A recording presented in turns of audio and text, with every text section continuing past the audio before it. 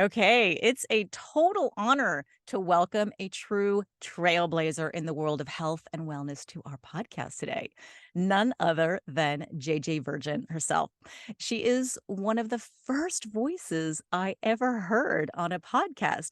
And I can't even remember how I found her, but it was somewhere around 2016 and I was looking for answers about fitness and nutrition for women over 40.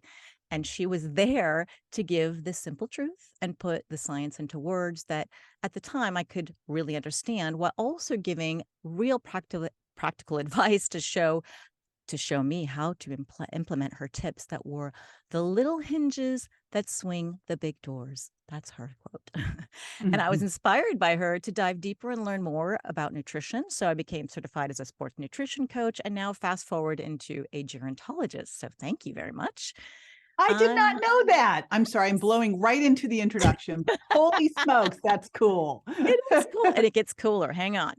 Okay. For you guys are listening, I am pretty sure you already know JJ, but if you don't, listen up and start following her and her podcast now called Well Beyond 40, which has over 1,000 episodes and over 17 million downloads. JJ Virgin is a triple board certified nutrition and fitness expert. And I would also add biohacker to that list. JJ is a passionate advocate of the healing power of nutrition, and she is on a mission to change the way the world sees aging and longevity. So you can see why I like her so much. And she has launched 3 multimillion-dollar businesses and founded the Mindshare Collaborative, which is the most influential professional community in health. She also launched more New York Times bestselling books, PBS specials, and 7-figure brands than any other community. So she is literally on fire in her 50s and now 60s.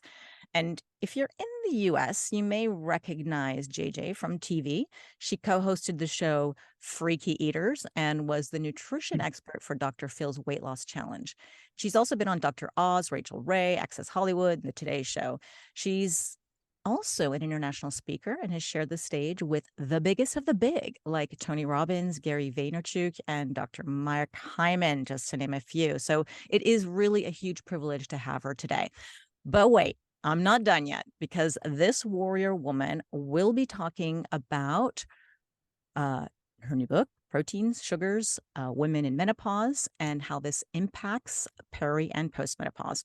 And she's also an authority on this topic and literally wrote the book on it and more books on it. So you want to kind of take a deep dive with her further in her New York Times bestsellers like The Virgin Diet, The Virgin Diet Cookbook, JJ Virgin's Sugar Impact Diet, and JJ Virgin's Sugar Impact Diet Cookbook. And she also has an amazing book called The Miracle Mindset, which shares the powerful lessons in strength and positivity that she learned after her 16-year-old son, Grant, was the victim of a brutal hit and run accident and nearly died. Now, I'll have links in the show notes to these books and all of JJ's amazing social media channels on YouTube, Instagram, and Facebook, where she has such a huge impact with millions and millions of views. JJ is really an authority on health, wellness, and leadership, and she's transforming the lives of millions of people around the world. So, do you think she's qualified to be speaking with us? Hell yeah. So now without further ado, let's meet JJ Virgin. Welcome. Thank you. And this is going to be intel. This is like sneaky peek stuff because my next book's coming out February 2025. Oh, So wow. I am deep in. I think what people don't realize is they think you write a book and the next week it's out, right? And they don't know that years you live it, breathe it, like you're obsessed with it. And this is actually, I'd say I've been obsessed with what we're going to talk about today since the early 80s. Wow. And by the Yes. time it comes out, I mean, you'll be evolving and rewriting probably the book Oh, as you go yes. throughout the You year know because how the that science works. changes. Yeah, Well, there's just crazy. so much great research coming out. I feel like, I started out in this world as an exercise physiologist, and I feel like exercise is finally getting its due as probably the single biggest biohack that you can do, Mhm. right? If you want, like, Mhm. the single biggest longevity biohack is to do the right types of exercise. It's incredible. Exercise is really the magic bullet for so many things. But I would like to get a little specific on what does that even mean? Is walking enough? Is yoga enough? Right. Right? I want you to um first I want to tell you, like, I've just been listening to you for so long and you really have impacted my life. So I must give you a big thank you for all that you do. That Eh, just makes me so words of affirmation are my love language. So I'm like over here having a like, oh. Oh, it's oh, more is yeah. coming, and likewise. So, but now even with your mission to change the way we age, the way the way that you're gonna try to impact longevity and disrupt aging stereotypes, this is like makes me even more in love with everything that you do. So I am right there with you.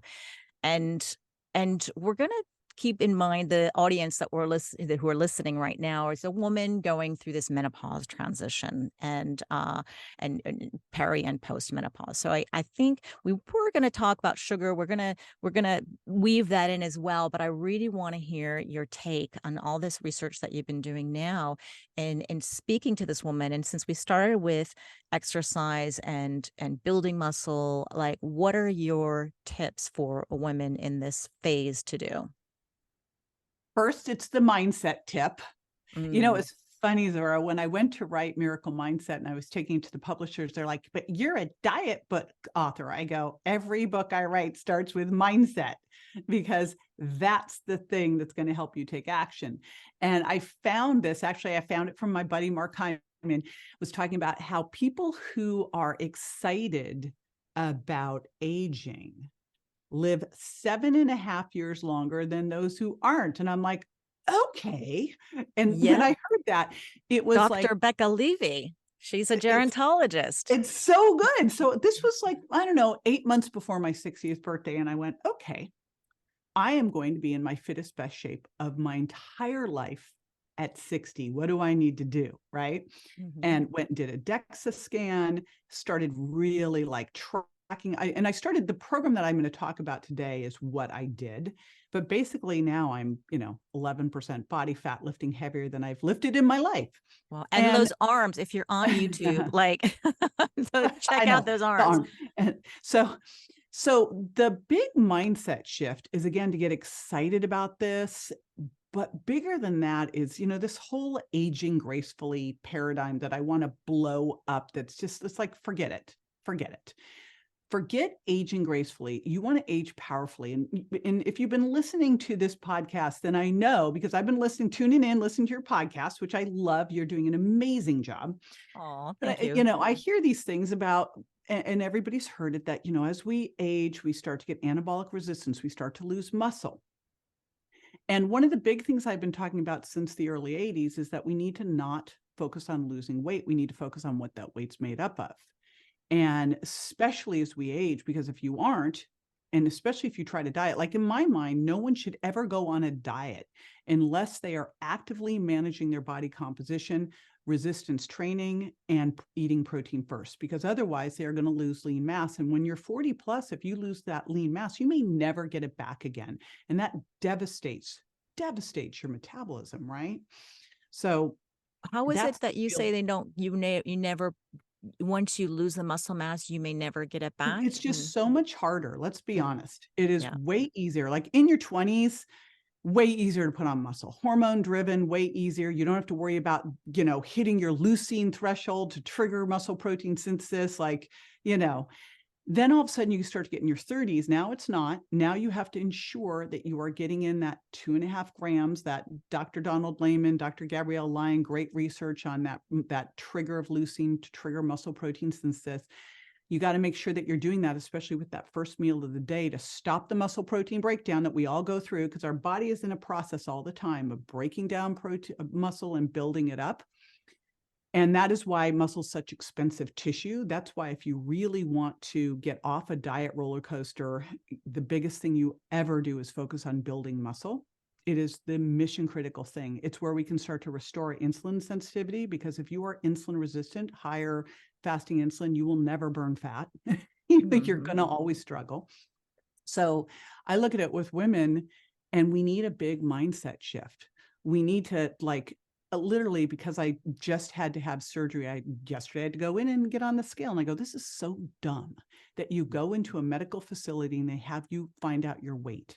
We have got to stop focusing on weight. We've got to start focusing on what that weight's made up of, because, your weight, if you're 150 pounds and you've got 20% body fat, is very different than if you've got 40% body fat. One person's metabolically healthy, one person is not.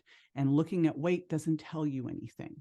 So the very first important message to get out here is that you've got to know what your weight is made up of, especially as we age. Because, in case in point, my husband and I went to get a Dexa, right? Because now we do everything together. And so now we're going to get me in my best shape for 60, because he's younger than me. And we both go to get this Dexa. Now, I get a Dexa scan, and this is a way that we've always known historically to look at bone mineral density, but you can also look at body composition. You can find out how much visceral adipose tissue you have. That's that fat around the internal organs that we know is more damaging and pro-inflammatory. It can tell you how much body fat you have. And more importantly, the two metrics that are so important is that visceral adipose tissue and your skeletal muscle mass. And there's a little name for it called appendicular skeletal muscle index. So we go to do this. Now, I'd done it at 39. I trained for this Dexa. I go in. I actually put on a little bit of weight. I know that like strikes fear in women's hearts, but I was like, I'm going to eat a little more. I'm going to put on and I'm going to go in.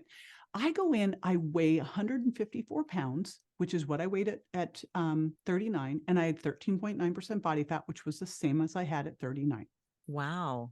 Wild, because most people, and this is what happened to my husband's weighed the same amount, his whole adult life. He goes in and he gets the Dexa done. Now he weighs what he's weighed his whole adult life, like 180 pounds, and he has 25% body fat. Now, first I'm looking at that going, that's got to be wrong. But he always looked a little bit fluffy. He works out, right? But he wasn't going to track his protein like I asked him to. And he didn't really push himself the way I told him to. Wasn't doing his high intensity interval training that can burn that bad fat. And this is why Dexa is so great, because now I'm not the naggy wife.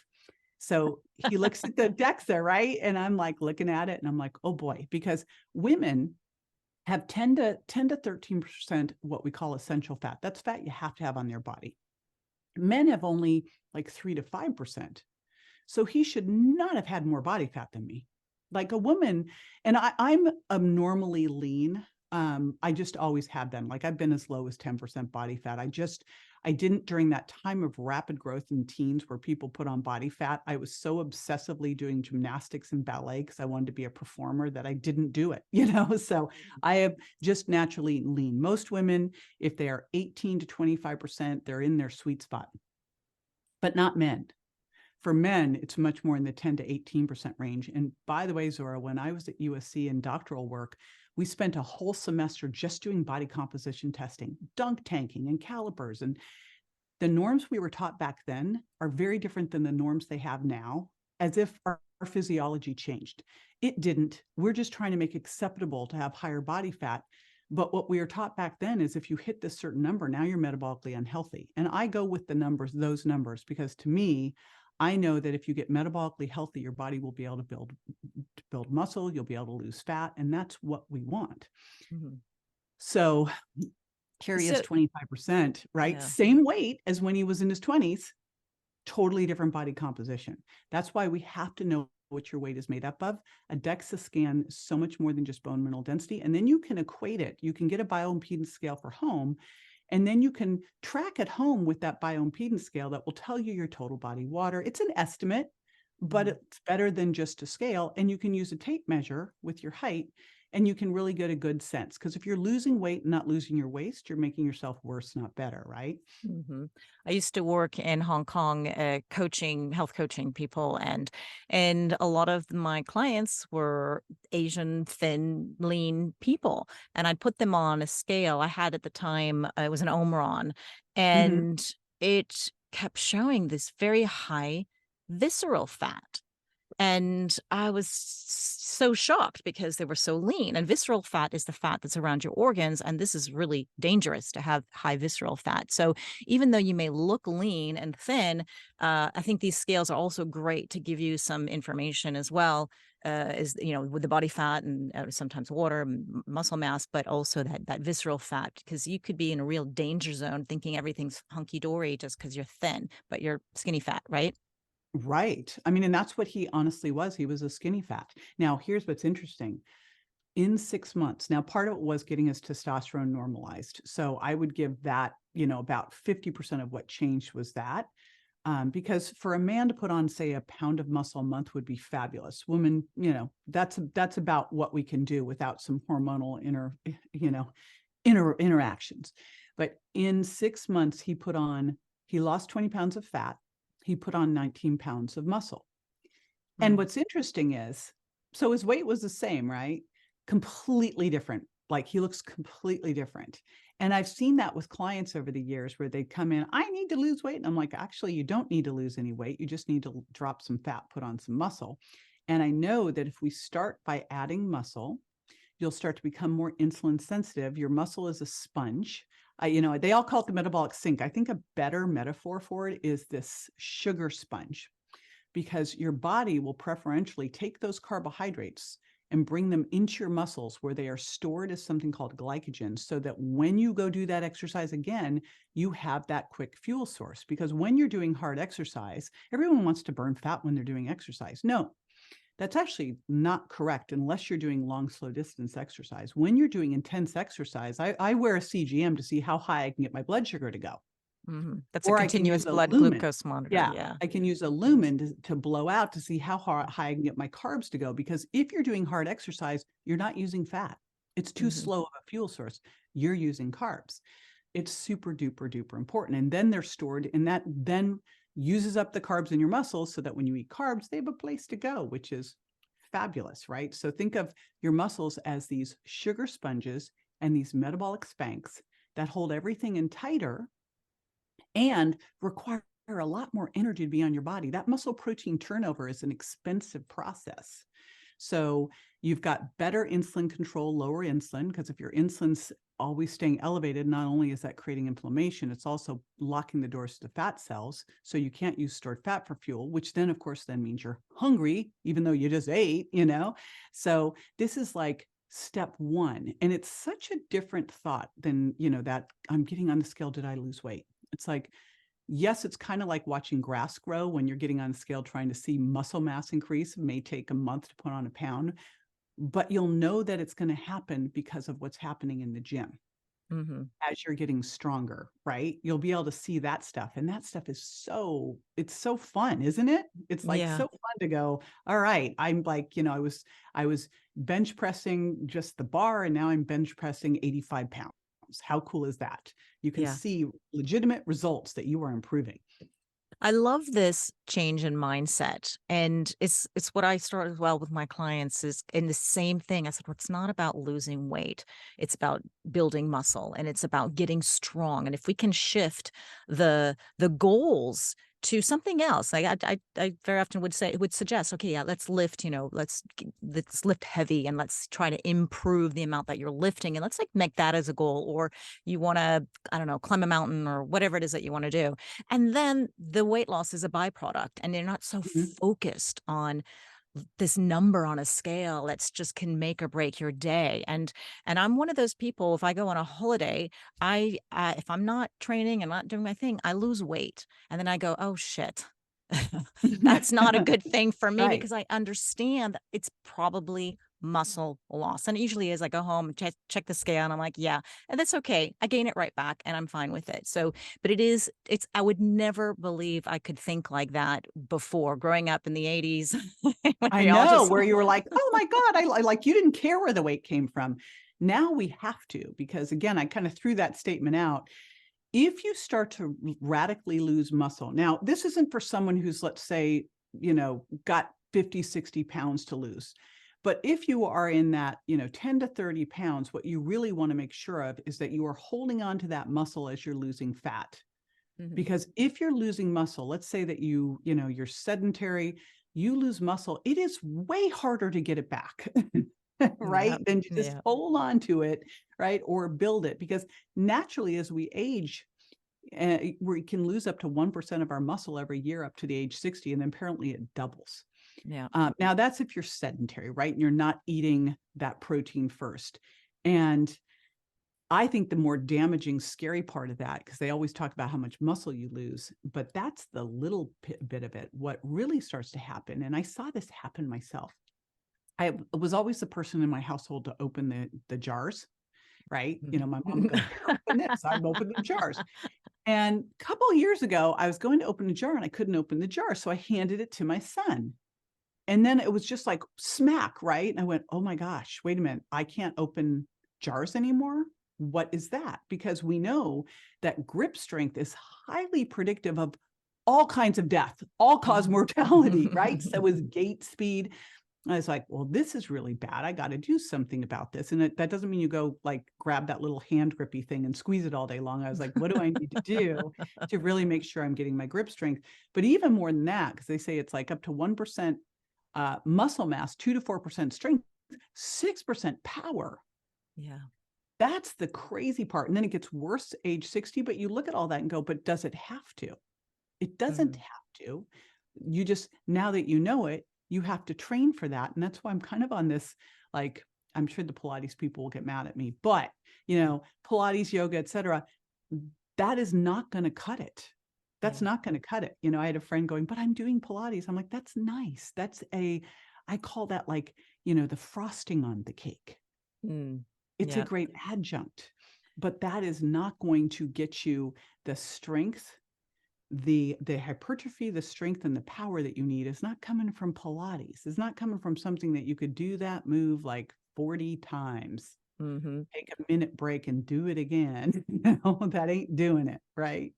I'm so glad you mentioned the power and strength, not just sort of the hypertrophy, the muscle building the muscle and just looking good. And this is where we go back to aging and go, well, we need, why do we need this muscle mass? Is because we don't want to become frail and fall down. And we spent a whole class on falls at fall prevention when I was studying Mm, gerontology. And I was like, why are we talking about falls? It's like you fall down, you get up. Like, what's the big deal? Until I learned why. And yeah, and the statistics are frightening for right. the rate of mortality, the risk of dying within 6 months after a fall. So we really take this for granted when we're young and we're building muscle. We have it, we don't care. But once you start to lose, or you start to see it, like you said, the grip strength, you're like, "Ooh, that's kind of scary. Like, what's going on?" You're not used to that. But I'm glad you pay attention and say, you know what, I got to do something about this, and I want everybody to do something about it. And it's not just about the muscle or the hypertrophy. We want to be able to lift our own groceries. We want to be able to move quickly across the street in case a car is going to hit us. And Right. if you're, if you're not, it's hard even to think about what we're going to be like in our 80s, right? When we're in our 50s or 60s, we don't really imagine that. We think we'll never get there. But if you're lucky, you will get there, and you want to be prepared for it. So, JJ, tell us about then how. So I agree with you, the definitely strength training, we all have that. I'm wondering, is when we talk to a woman in perimenopause, more or less, her hormones are fluctuating all over the place, and I found that some of my clients were exercising like mad during their marathons or on the bike all day, Oh, and they're in this high cardio, right, not doing the yeah, strength. And then they were and I said, okay, well, let's add in a bit of strength training. And then I want you to do a little bit of Pilates or a little bit of yoga. I wanted their cortisol yeah. to come down. So I'm wondering what your thoughts on that. Like, what would be an ideal week of training for a woman going through perimenopause to build that muscle? And then after, we'll talk about how much protein she Yeah. needs to eat, because she's just not going to get it. She's not going to be eating the protein, or vice versa, just eating protein, not doing the exercise, right? Exactly. And some really good supplements. Like I'm also on a mission to get every single woman on creatine.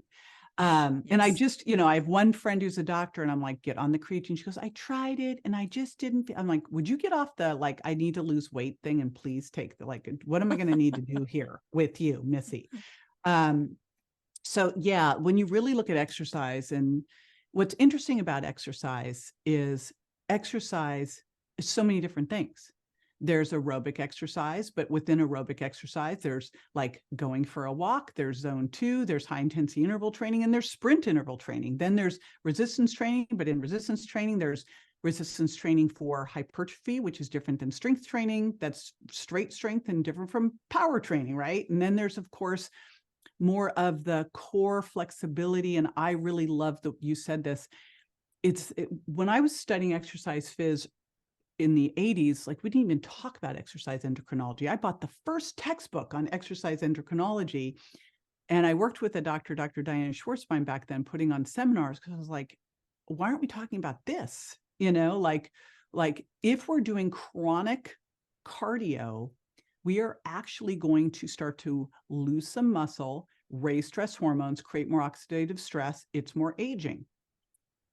Now, that doesn't mean don't do any cardio, but what's the right amount of cardio? And just like with diets, I always like to say diets are tools.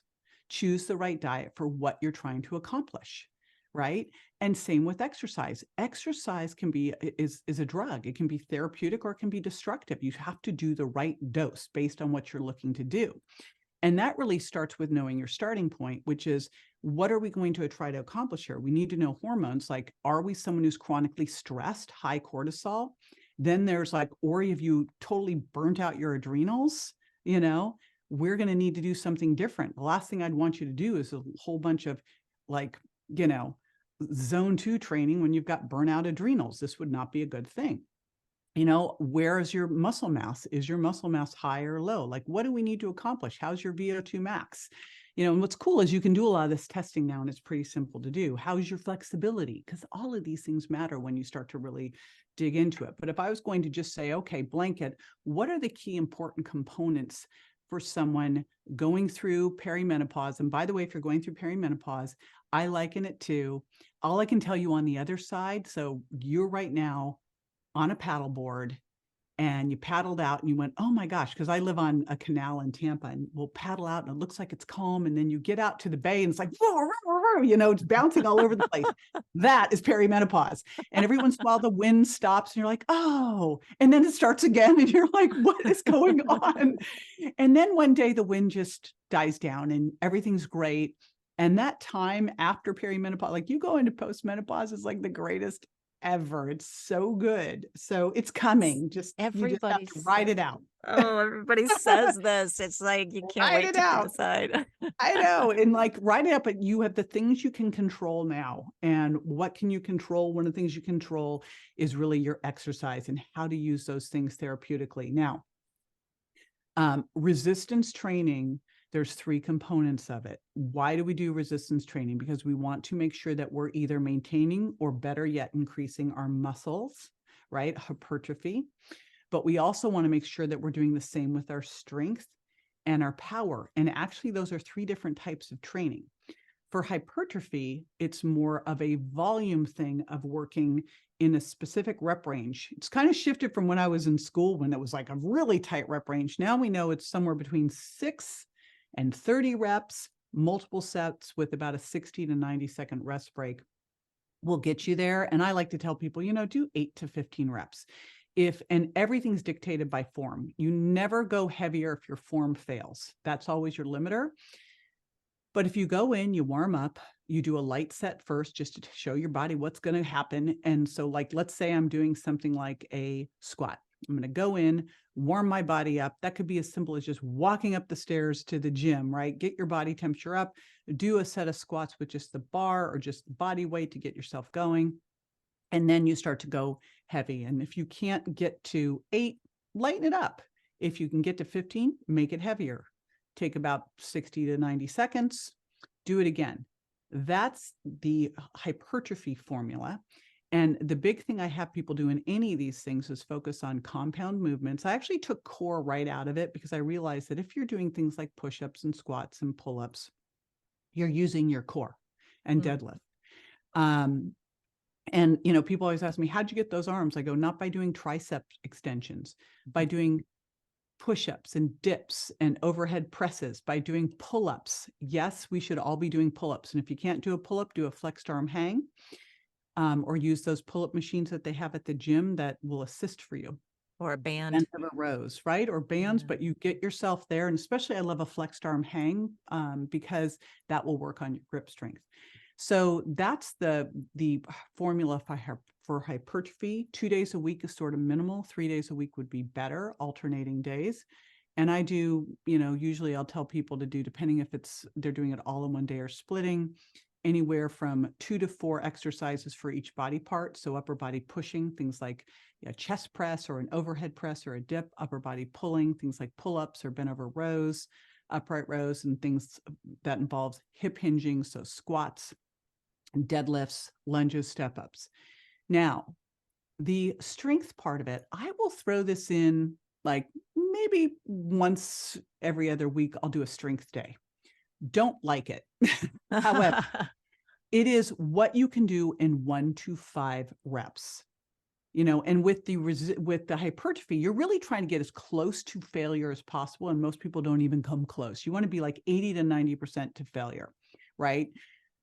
On the strength days, you got to get right up to it. So you warm up, you do a light set, and then you'll do 5 to 6 sets of, and I'll do 4, I'll tell you though, of 1 to 5.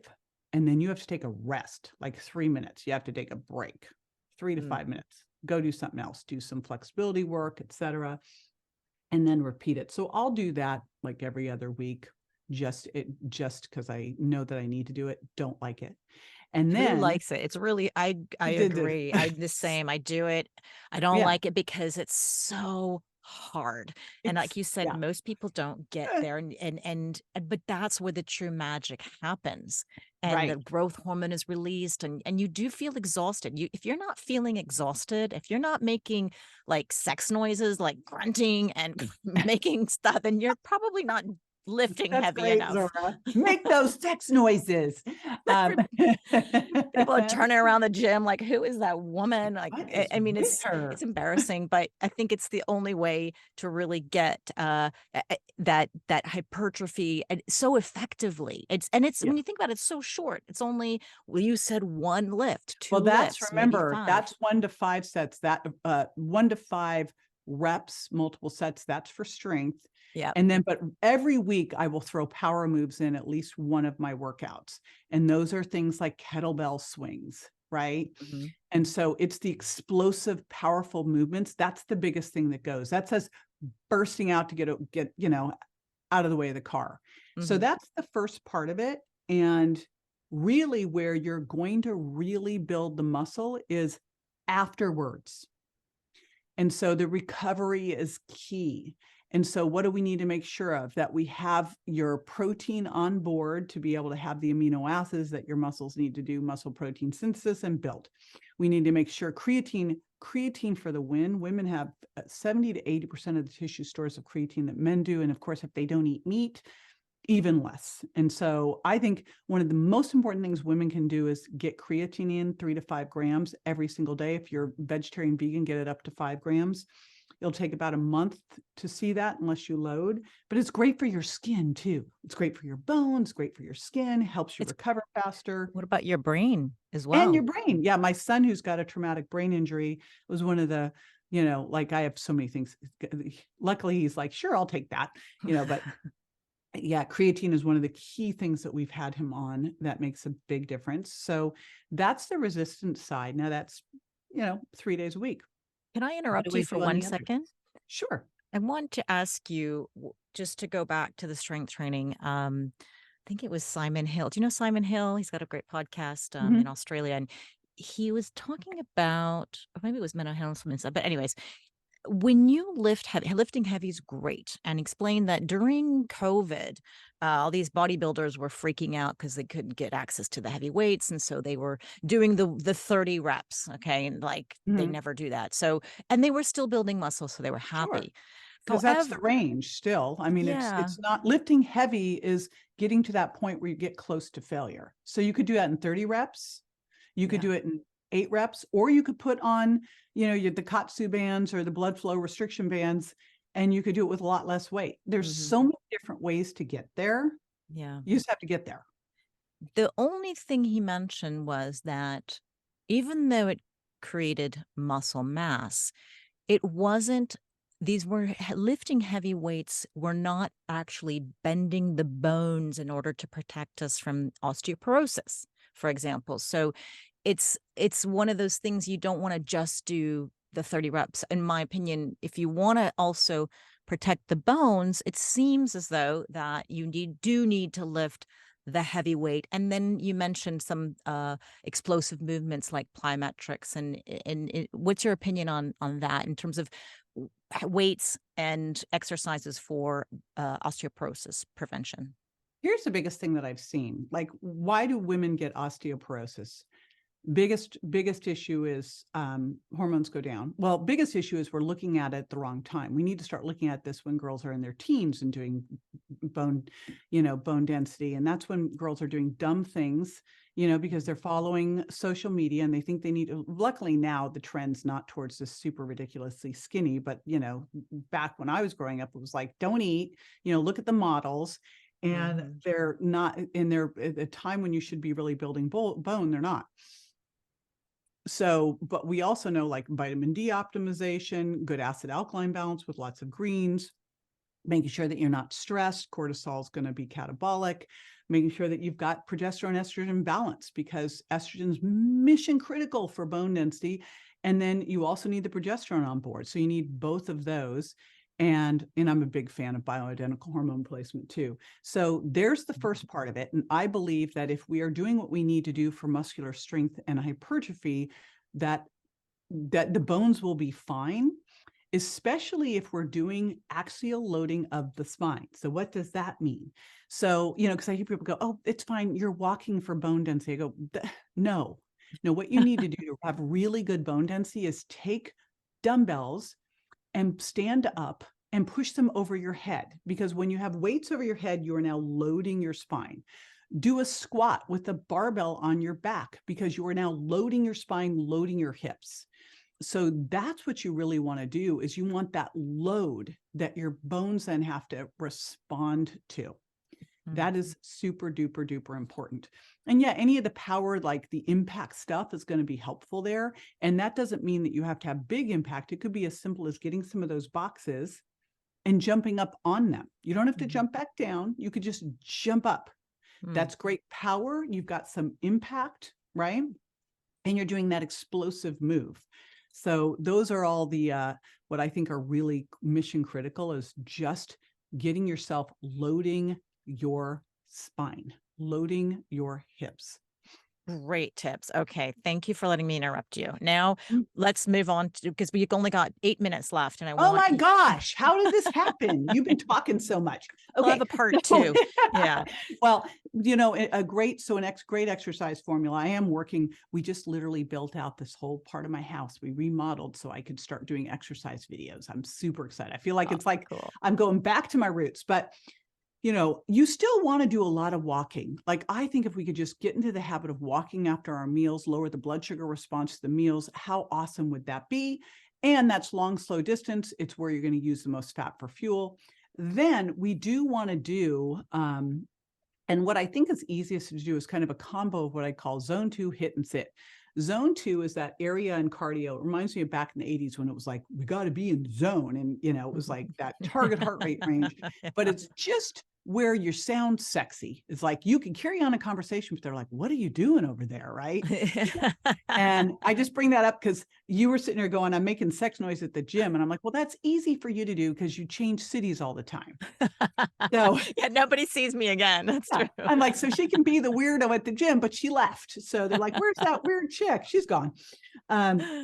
But, if you think about it, you go, all right, I'm going to do like, so at my house, I have a Peloton, I have a Stairmaster, and I just got this, I'm so excited about this self-propelled treadmill. So what can I do? I can get on the Stairmaster or the bike, and I can do some zone 2, and I could do it on any of these things, but then I can go into, so you warm up, you get to a point where you're breathy, do that for like 30 minutes, then add in some HIIT intervals where you go all out for like 30 seconds and then recover for twice as long. All out 30 seconds, recover for twice as long. Get 4 minutes of that.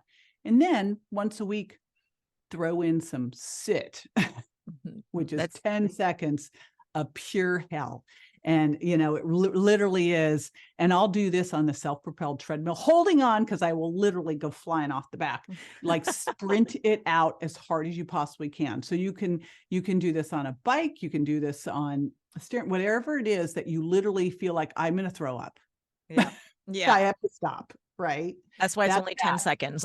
yeah, because this is going to help with a couple different things, like going to help your cardiovascular system, which we know like mission critical for aging, but it also is going to help your VO2 max, which is another big key thing. And when we really look at this, then we've got the, zone 2 hit sit, we've got long, slow distance, we've got the resistance. The other part of that formula, and is we go and do yoga 1 or 2 times a week.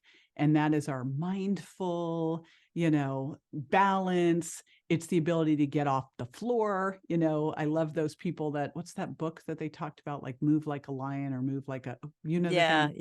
Anyway, Like those moving like people. animals or something. Yeah, Yeah. it's like, but the ability to get off the floor is one of those, or balance on one foot is really one of the other indicators for, all cause mortality. So, when I'm in yoga, because I was literally in yoga going, why are you having me like on my hands with my feet on my knees on this is stupid. And then I went, oh no, this is mission critical. I've got to be able to balance on one foot. I got to be able to get off the floor. And so it's not like you're going to do that at home. Go to a class and do that stuff. And you'll be amazed at how much better you get at it. So Yeah. that piece needs to be in there too. That's to me, that perfect formula. And yes, you know what? It takes time. And I know everyone keeps talking about, oh, but you can do this. No, you need to make time for yourself.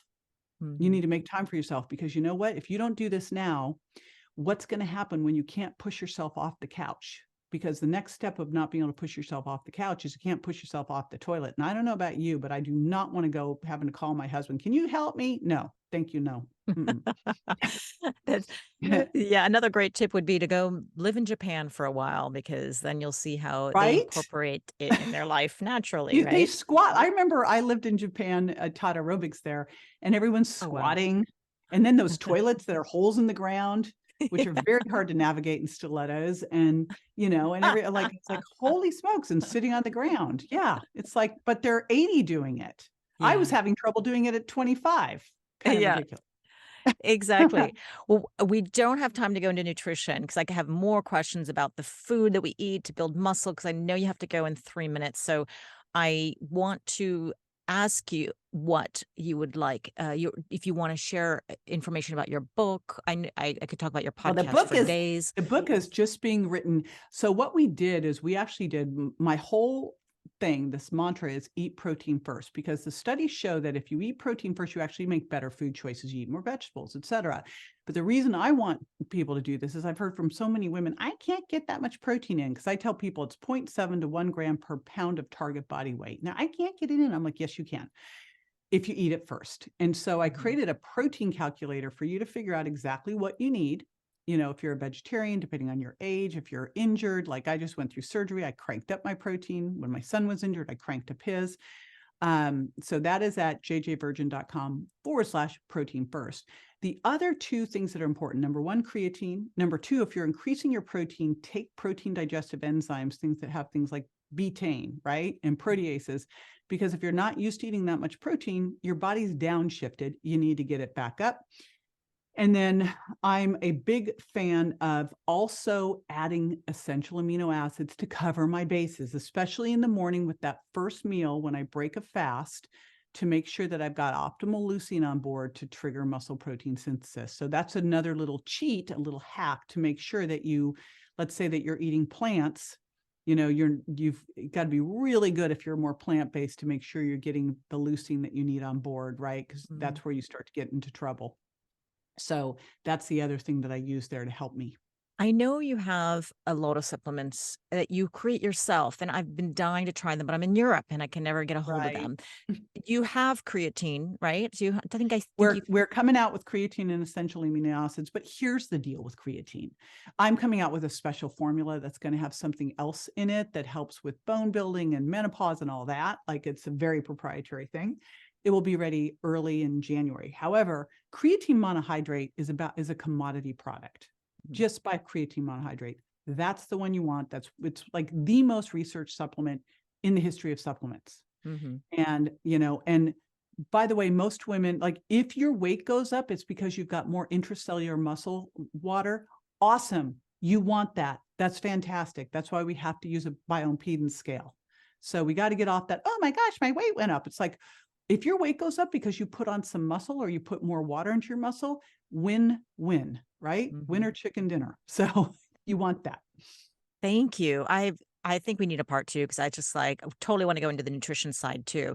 But I'm gonna have to let you go. And I'm gonna have links to all your information, your Facebook, Instagram, YouTube. It's always JJ Virgin in there somewhere, but I'll have those in the show notes as well as your website, jjvirgin.com, your podcast. Everybody's gotta go listen and learn from you in your podcast, Well Beyond 40, the Aging Powerfully podcast. I love that name. I'm gonna have links to the protein calculator, and I also have a link here to ultimate health roadmap. Is that Oh yeah, something? that's kind of a like, what the heck do I do next? Okay, cool. I'm I'll have a overwhelmed. What do I do first? What do I do next? Yeah.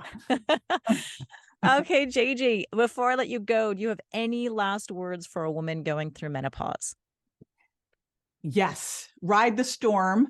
Kind of have fun. Like I look at it now and I was so freaked out at the time, but really I think the best way to go through menopause, and there was a book written by Uzi Reese way back when that helped me with this, is, going and taking a hormone test is a snapshot in a moment in time on the ocean. It's not going to really give you the information. You have to get so clear on how you're feeling because you are going to be your own hormone balancer as you're going through this. And the better you are really having great adrenal health as you go through this, the easier this whole thing will be. So, be kind to yourself. I love Dr. Joe Dispenza. I've become a huge meditator because of him. And he always says, have compassion and care for your beautiful self.